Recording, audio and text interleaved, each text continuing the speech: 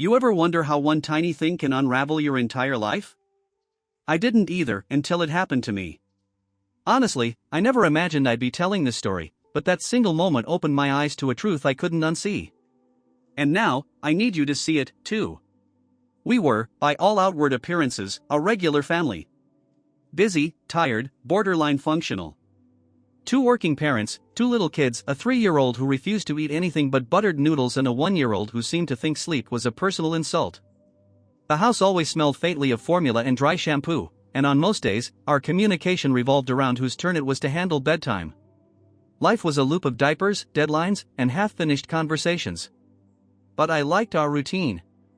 It was predictable. Safe. The kind of chaos that comes with stability. A few months ago, after a local shooting rattled our street, I installed a security camera over our front door. It was strictly for peace of mind. Something about having that unblinking eye there helped me sleep at night. I never imagined it would wake me up. That camera watched over our doorstep, our slice of suburban safety. And while I didn't know it yet, it had already started recording the cracks forming under our home. The odd thing was, she seemed happy. Not all the time, but more than usual. I chalked it up to the new project at work, the one with the extended hours and late meetings. She'd mentioned a coworker, Mark, in passing. Quiet guy, good at spreadsheets. I didn't think much of him. Why would I? Until one night, she came in late again, cheeks pink, energy too high for someone claiming to be exhausted. Transit was a mess, she said, flinging her keys into the bowl by the door. Yeah? I said without looking up from my laptop. That time of year, I guess. She nodded, disappearing upstairs to check on the kids. And just like that, the moment passed. But the next morning, I was scrolling through footage to check if a package had arrived. That's when I saw it. The timestamp read 9:58 p.m. She stepped out of a car I didn't recognize, paused at the bottom of our steps, turned back, and smiled. Then she waved. The car stayed parked until she was fully inside. Only then did it pull away. My stomach sank. Uber drivers don't wait to make sure you're safely in. And nobody waves at transit buses like they're old friends driving off into the night. I stared at that footage, looping it once, twice. There was something intimate about that goodbye. Something practiced. Something wrong. I didn't confront her immediately. Instead, I waited until the kids were asleep and we were in that window between chaos and collapse. Hey, I asked casually, you took the train home last night, right? She looked up from her phone. Yeah. Why? No reason. Just curious. I thought I saw an Uber outside. She blinked. Ha. Maybe I did take an Uber. Honestly, I was so tired, I can't remember. That pause. The way her words shifted mid-sentence. My gut clenched. Do you usually wave goodbye to Uber drivers from the porch? The silence that followed wasn't empty. It was loaded. She finally spoke. It was Mark. From work. He dropped me off. We both stayed late. There it was. The name again. Mark. Just a coworker. Has he dropped you off before? I asked. Her voice tightened. No. Just last night. And right there, the foundation cracked. Because I already knew that was a lie. I didn't sleep that night. Not really. I stared at the ceiling, then at her, lying next to me, curled up like a question mark, quiet, warm, familiar. But not innocent. There is a kind of betrayal that doesn't scream. It whispers. It seeps into you like smoke under a door. At 2:13 a.m., I slipped out of bed. I went downstairs. The light from the baby monitor cast eerie shadows on the wall, as if our children's dreams had summoned ghosts that I could no longer ignore. I poured myself a whiskey. Just a finger. I sat there, not touching it. Then I looked at the recording. Again. And again. As if the screen could suddenly reveal something more than what was on it. By dawn, I had reviewed a week's worth of recordings. 5 different nights. The same car. The same routine. Mark. And it wasn't just drop-offs. Mornings too. On days when I left work early, she would leave shortly after me, sometimes jumping into the car waiting for her as if it were part of a dance. No hesitation. No nerves. Just rhythm. I felt like a fool who had been deceived, trying to solve a riddle. The next day at breakfast, she asked if I wanted cinnamon in my oatmeal. That's when I almost lost it. Cinnamon. The woman who forgot how to get home remembered that I liked cinnamon. Sure, I said. She smiled. It was a smile that made my stomach flutter. I watched her add the spice, as if sweetening the lie itself. And then came the plot twist, dark and dry. I didn't dare tell her that I was measuring the distance between her truth and Mark, her colleague from work, and the lie, which at that moment was the size of a huge cornfield planted by a blind farmer who used a broken compass so as not to touch his neighbor's property. If I had been paid for every acre of that lie, I could have retired early. Later that day, I looked through the old records. The system keeps records for a month. And there it was again. 2, sometimes 3 times a week. Pick up in the morning. Drop off in the evening. I ran into her again. This time there was no casual tone. No jokes. I saw the records. All of them. You saw him more often than you said. It wasn't your first time. Why did you lie to me? She looked as if I had hit her. It would have been easy to slap her, of course, my hand was itching to do so, but I understand that it wouldn't change the situation, so she looked at me with that stunned, blinking gaze, like a wolf staring at a flock of sheep, as people do when the truth bursts into their living room. But she stubbornly stood her ground. It's just work, she stammered. We're giving the kids a ride. I didn't think it was important. Then why lie? She couldn't answer. Not really. She tried to change the subject. Did you watch the video like some kind of voyeuristic maniac? That's not normal. Neither is lying to your husband. We argued. She cried. I was silent. It seemed like the cruelest thing I could do. And perhaps the most honest. That night, when the house was quiet, I went into the children's room. They were asleep, small and confused in their innocence. My daughter was hugging a stuffed fox. My son was lying with his legs spread out like a starfish. I stood there and whispered, I'm sorry. I didn't know if I meant what I was about to do. Or what I hadn't done before. I didn't bring it up again. Not at first. Something in me, the quiet part that had lived through enough relationship storms to know when to wait out the lightning, told me to watch instead of speak. So I became a shadow in my own life. Observing. Logging timestamps like I was building a case for a trial I wasn't sure would ever come. Mark's car stopped showing up. Almost overnight. And that's when my stomach dropped a second time. Because it didn't feel like a coincidence. It felt like she knew. She hadn't just lied to me. She had course-corrected. Adjusted the pattern.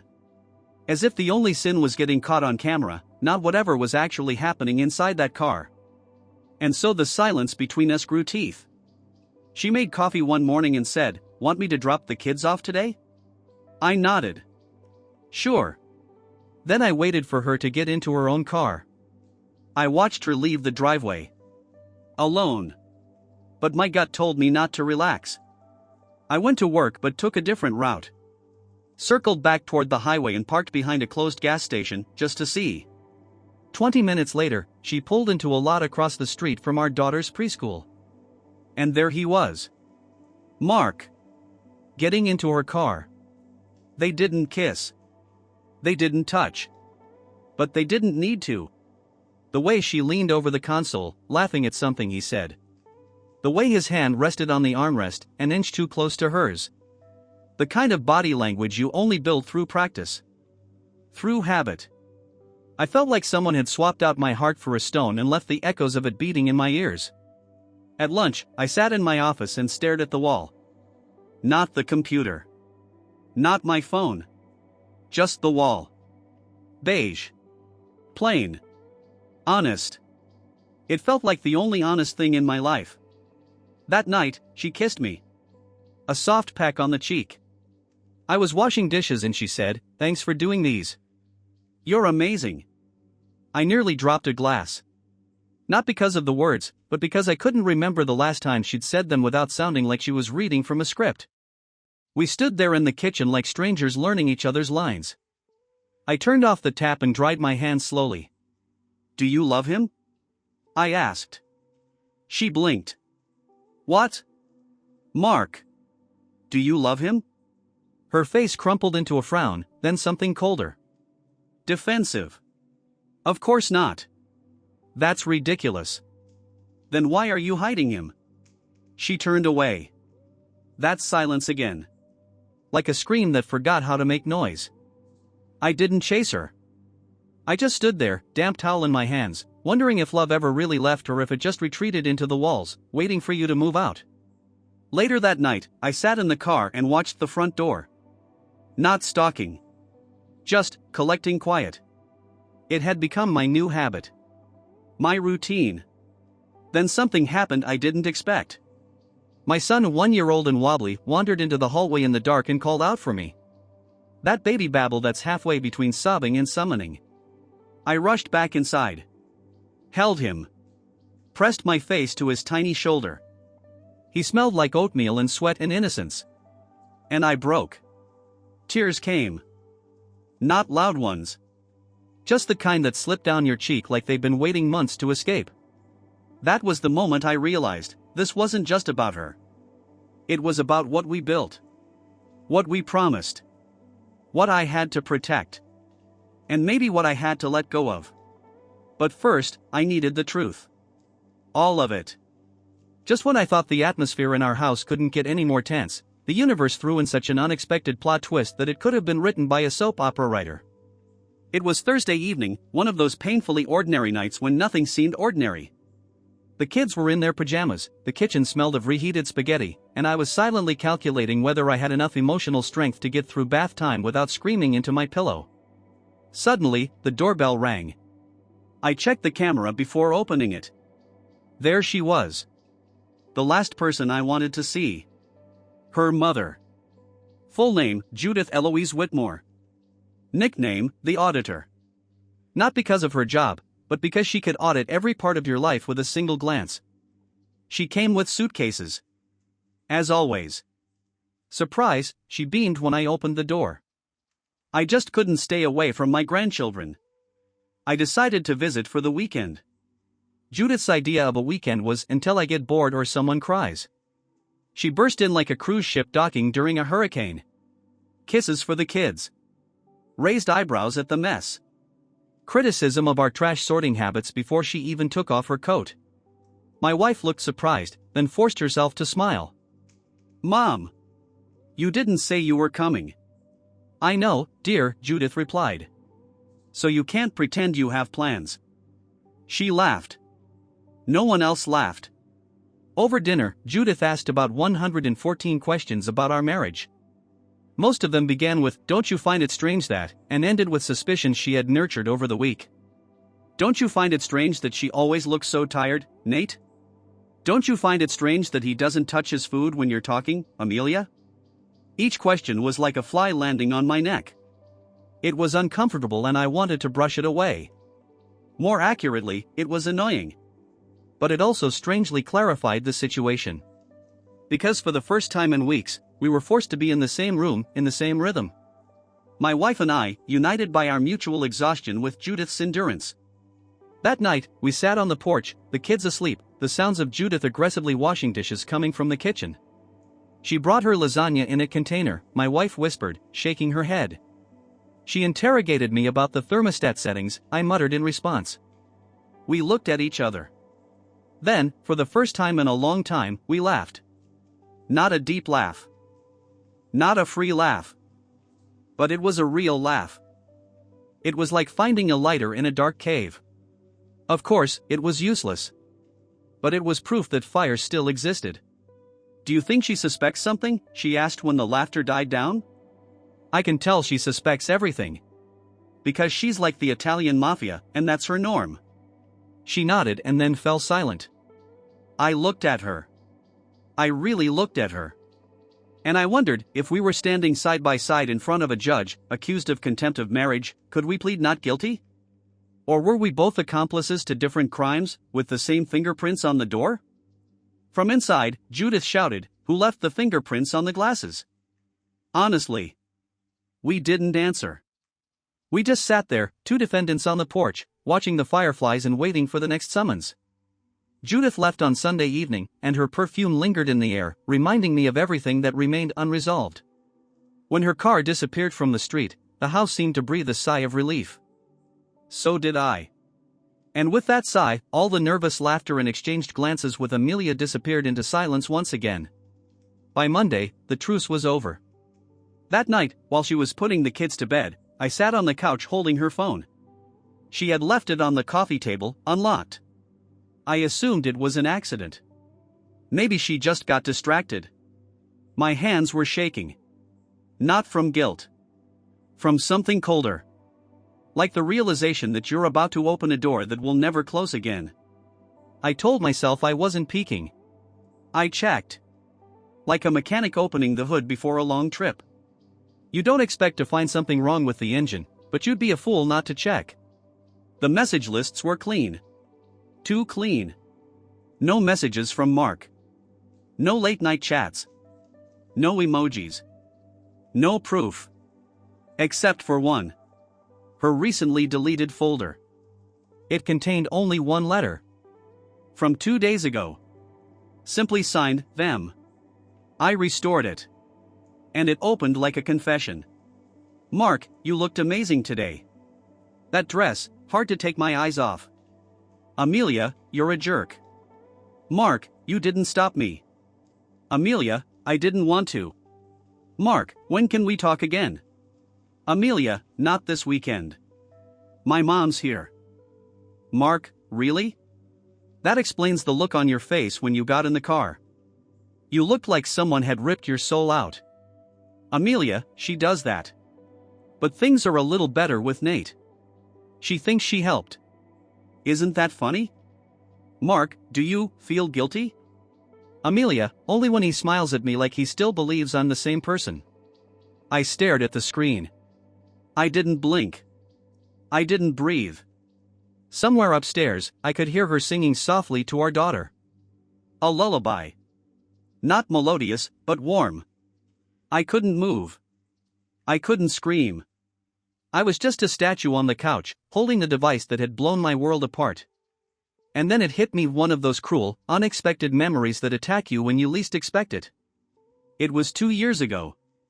A trip to the store had ended badly.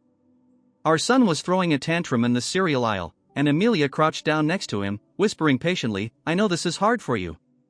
But I'm here. Okay? I'm here." And now? She was gone. Those words, "only when he smiles at me, as if he still believes I'm the same person," hit me in the chest. I believed. I trusted. And she used that trust as a rug to sweep her lies under. To hide the mess, to keep the floor clean. When she came down an hour later, I was still sitting on the couch, holding her phone on my lap. Her face was pale. The way you might react when you see your car has been scratched, but the key is still in someone else's hands. "You read it," she said quietly. I nodded. No yelling.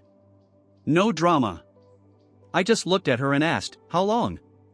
She didn't answer. I waited. "I didn't want this to happen," she whispered. I laughed. It wasn't funny. It was the kind of laugh you hear at a funeral when someone says something unbearably stupid. You didn't want it to happen? You kissed him. You deleted the messages. You lied. You arranged your mother's visit as if it were a scheduling conflict. Amelia, this isn't a bump in the road. This is a crater. She finally sat down across from me. Her eyes were glassy. Maybe it was guilt. Or maybe it was just fear of what was coming next. I was lonely, she said. We were always so tired. So distracted. Mark, he saw me. I saw you too, I said sharply. Every single day. When I was feeding the kids. When I was cleaning the drains. When I watched you disappear into your phone. And you cheated on me with some colleague at work. And then we both fell silent. The silence wasn't empty. It was full. Like in a courtroom, waiting for the verdict. That night she cried. Not like people cry when they are truly broken. Not sobbing in pain or clutching her lover's arms. No, Amelia cried like someone who knew the script. Someone who had already seen this scene and had already taken steps to minimize the damage. I looked at her, motionless on the couch. She sat across from me, hugging her knees, her face hidden behind her hands. It didn't look like a broken heart, more like cleaning up. I didn't touch her. I didn't offer her a tissue. I let her sit in the mess she had created. At one point, she whispered, "I'm sorry." "You're sorry?" I asked. She looked up, her eyes red from crying. "Yes." "What exactly are you apologizing for, Amelia? For doing this? For getting caught? Or for knowing that I would find out sooner or later?" She opened her mouth but didn't say a word.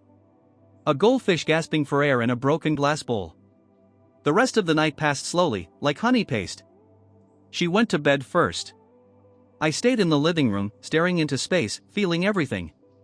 At one point, I think I counted all the little handprints on the hallway wall, ghosts of our children's joy, to remind myself of what was important. What was real. At 2:15 a.m., I looked at the recording again. Not out of suspicion. Out of habit. Mark hadn't come back after the argument. I assumed she had hung up on him. But I didn't care. It was like watching a house burn down and coming back with a bucket of water. The next morning was a funeral in slow motion. We made breakfast like two strangers, not saying a word to each other. The kids didn't know anything. They asked why Dad looked tired. Why Mom wasn't playing a song on her phone for breakfast like she usually did. "Just a tough week," I replied. Amelia nodded silently and handed our daughter a banana. Later that day, I went to work, but my body moved as if it belonged to someone else. A meat suit filled with numbness. I didn't answer emails. I didn't return calls.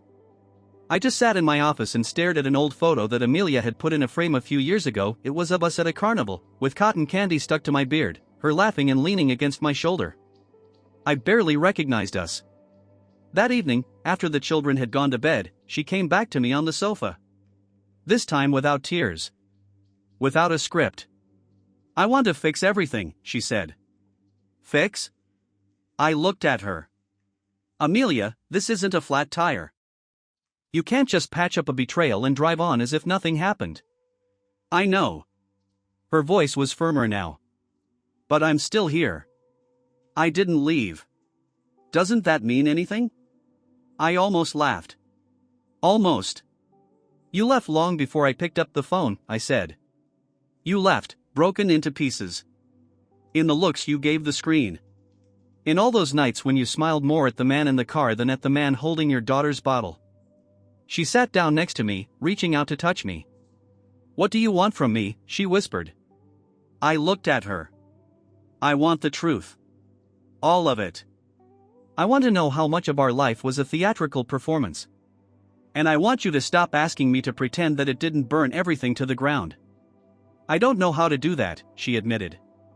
"Then we're done." She gasped. It wasn't dramatic. It was more like someone realizing their parachute hadn't been folded correctly. "But," I added, standing up, "we have children. And that means we can't fall apart. We have to divide everything up. So tomorrow morning, you'll be Amelia, Mom. And I'll be Nate, Dad. And we'll live like that until one of us decides what to do next." She didn't argue. She didn't follow me upstairs to sleep alone.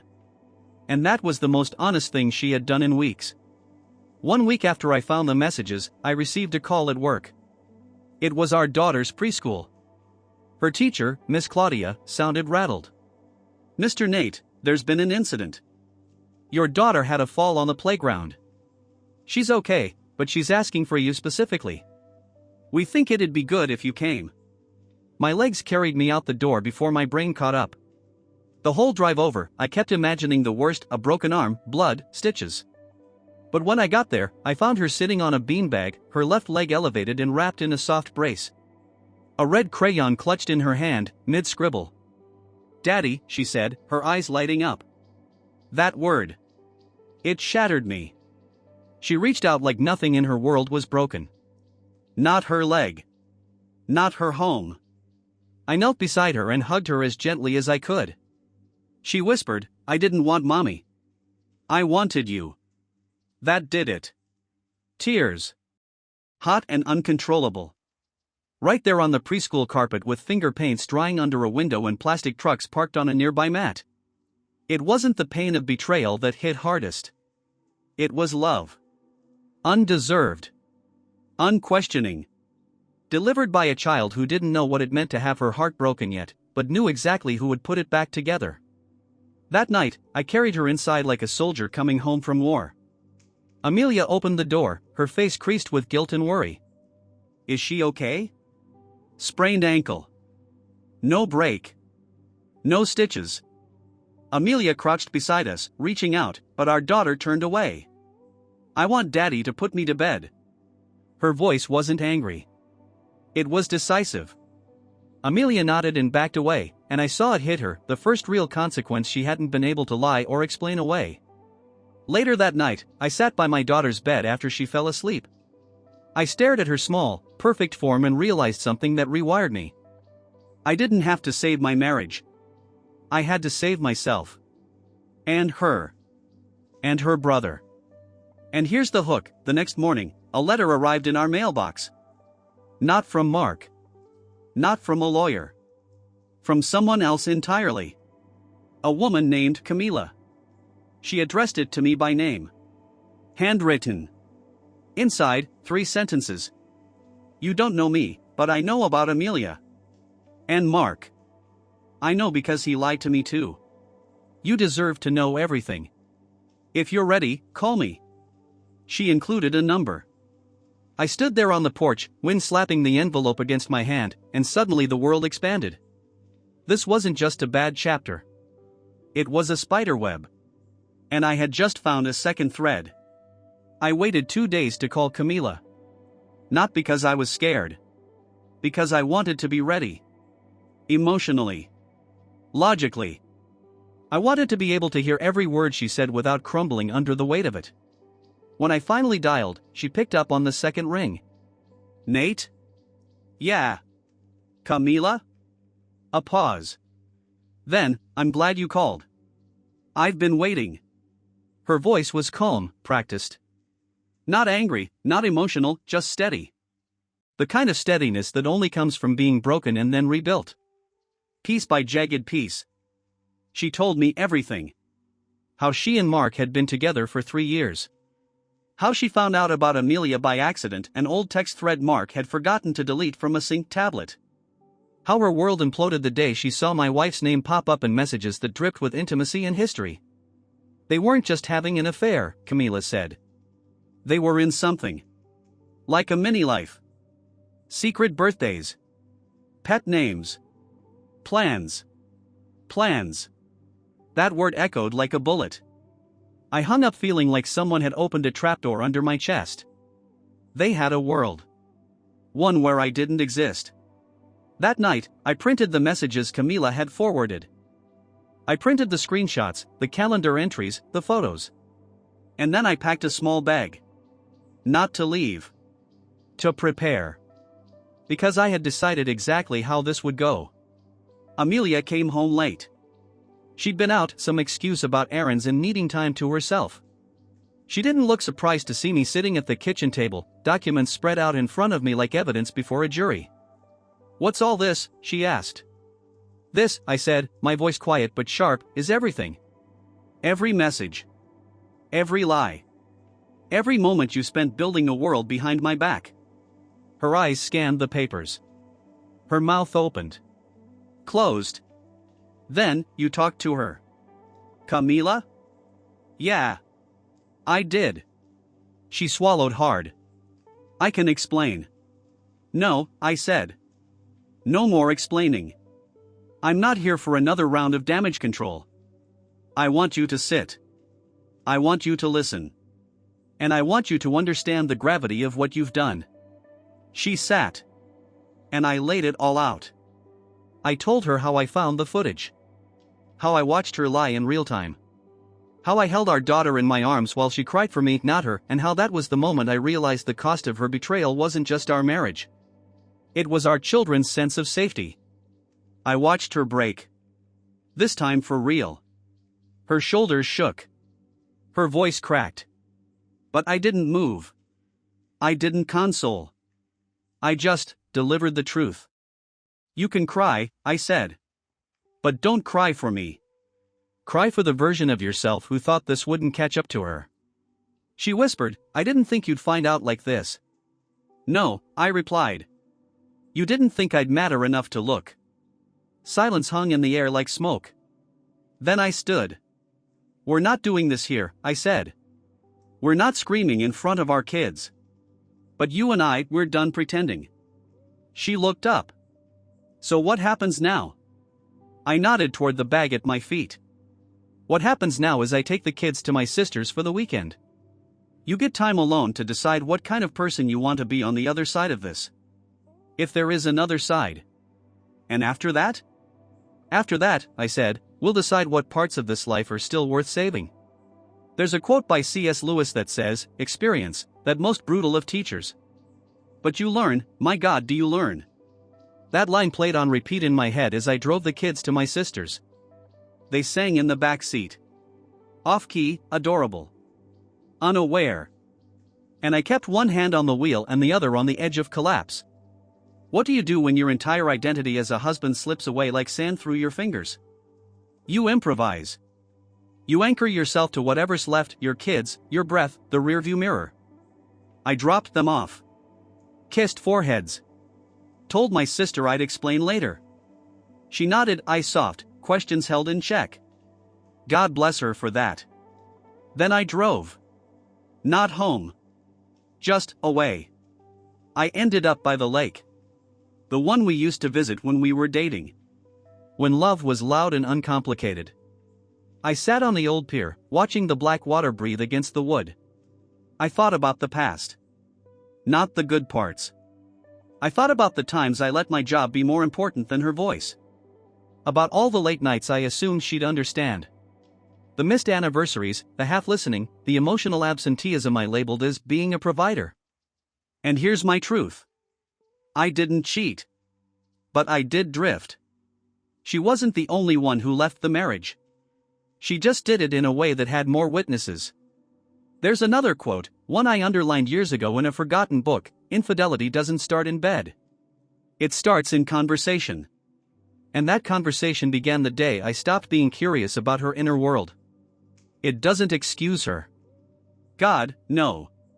But it explains how we both ended up standing in the rubble, looking at each other like strangers wearing each other's wedding bands. I wanted to scream. I wanted to tear pages out of our wedding album and feed them to the lake. But I didn't. I sat there and wept instead. Not just for the betrayal. For the man I used to be. For the woman she might have been. For the children who would now grow up in a house where trust had teeth marks. And somewhere between sobs, I asked myself the question no one ever wants to admit.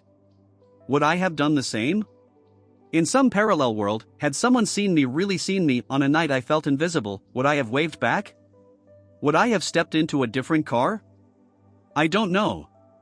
That scared me more than anything.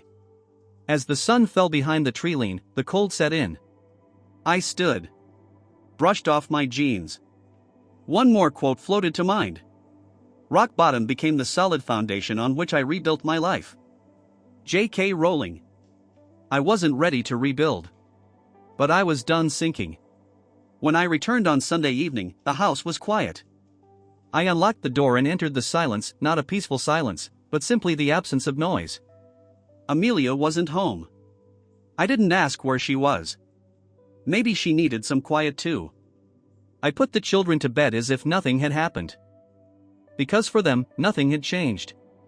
They still needed to be told bedtime stories. Their nightlights still needed to be turned on. Some rituals are mandatory. Then I poured myself a glass of water. I sat down on the sofa. And I breathed. Deep breaths. Breaths that didn't stop halfway and didn't carry the weight of suspicion. It was strange. It was deserved. Then I realized that healing doesn't always come like dawn. Sometimes it creeps up like fog. Slowly, quietly, unnoticed, until suddenly you see your hands again. For weeks, I tried to understand her betrayal. I tried to figure out how it all started, what I missed, where I went wrong. But perhaps the better question, the one I should have asked from the beginning, was, what do I do next? Because if rock bottom is the foundation, then rebuilding is my job. It starts with being present. Listening. Being the kind of man I want my son to grow up to be and the kind of man my daughter should marry. I don't know what the future holds.